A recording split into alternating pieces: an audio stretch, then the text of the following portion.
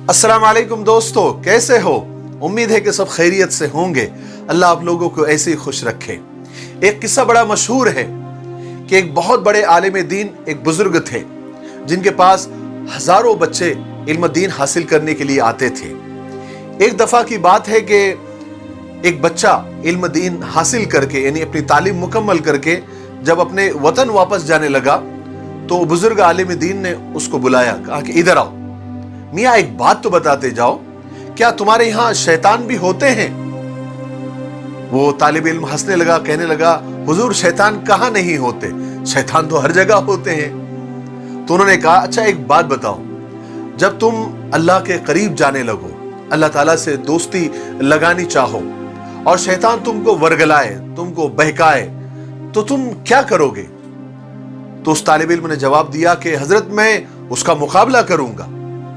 फिर वो बुजुर्ग कहने लगे, फर्ज करो तुमने शैतान का डट के मुकाबला किया और वो भाग भी गया और फिर तुमने अल्लाह के करीब जाने की और अल्लाह से दोस्ती बढ़ाने की जद्दोजहद की कोशिश की और फिर शैतान ने आकर तुमको बहकाया, तुमको रोक दिया, फिर तुम क्या करोगे?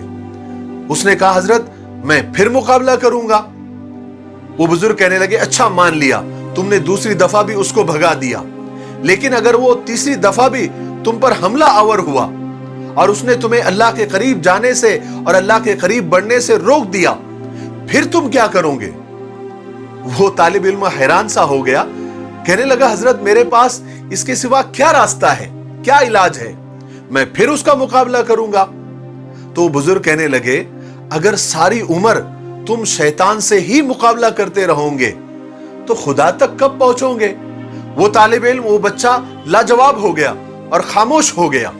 तो बुजुर्ग आलिम दीन ने कहा, अच्छा एक बात बताओ, तुम अपने चहीते दोस्त, अपने जिगरी दोस्त के घर उससे मिलने के लिए जा रहे हो और उस दोस्त ने उसके घर के बाहर एक कुत्ता पहरेदार बनाकर बिठा रखा है और जब तुम उसके घर पर मिलने के लिए अंदर जाने की कोशिश करते हो, वो कुत्ता तुम पर हमला कर देता है, तुम्हारे पैरों को काट लेता है, तुम्हारी एड़ी को पकड़ लेता है, तो तुम क्या करोगे? तो उस तालिब इल्म ने कहा कि मैं कुत्ते का मुकाबला करूंगा, उसको भगाऊंगा। अच्छा, तो बुजुर्ग आलिम दीन ने कहा, अच्छा एक बात बताओ, तुम दूसरी बार भी तुम्हारे दोस्त के इधर जाओ और फिर वो कुत्ता तुम पर हमला करे, तुमको काटने को दौड़े, फिर तुम क्या करोगे? तो बच्चा कहने लगा, मैं फिर मुकाबला करूंगा, उसको डंडे से मारूंगा। बुजुर्ग कहने लगे, अच्छा एक बात बताओ कि तीसरी बार तुम अपने दोस्त से मिलने के लिए जाओ और फिर वो कुत्ता तुम पर हमला करे और बार बार हमला करे, फिर तुम क्या करोगे? तो वो तालिब इल्म हैरान होकर कहने लगा कि अब मेरे बर्दाश्त के बाहर हो जाएगा, मैं अपने दोस्त को आवाज लगाऊंगा कि वो बाहर आए और अपने इस जालिम कुत्ते को संभाले, क्योंकि ये कुत्ता मुझे तुम्हारे पास आने से रोक रहा है, तुम्हारे करीब आने से रोक रहा है, मैं अपने दोस्त को आवाज लगाऊंगा। वो बुजुर्ग मुस्कुराए और कहने लगे, बस यही रवैया शैतान से मुकाबला करते वक्त हमको इख्तियार करना है। जब हमारी सारी तदबीरें और सारे आइडियाज हमको बचा न सके और ये शैतान हम पर बार बार हमला करे, हमको बहकाए, हमको वर्गलाए, तो हमको अपने अल्लाह की तरफ मुतवज्जे होना चाहिए और अल्लाह को आवाज देनी चाहिए और अल्लाह से कहना चाहिए कि ए अल्लाह, अपने इस कुत्ते को संभालिए, अपने इस कुत्ते को रोकिए, ये हमें आपके करीब आने से रोक रहा है और ये सबसे बड़ी रुकावट है। हम आपके करीब आना चाहते हैं, आपकी तरफ बढ़ना चाहते हैं, लेकिन ये कुत्ता, ये आपका कुत्ता हमें बार बार काट रहा है।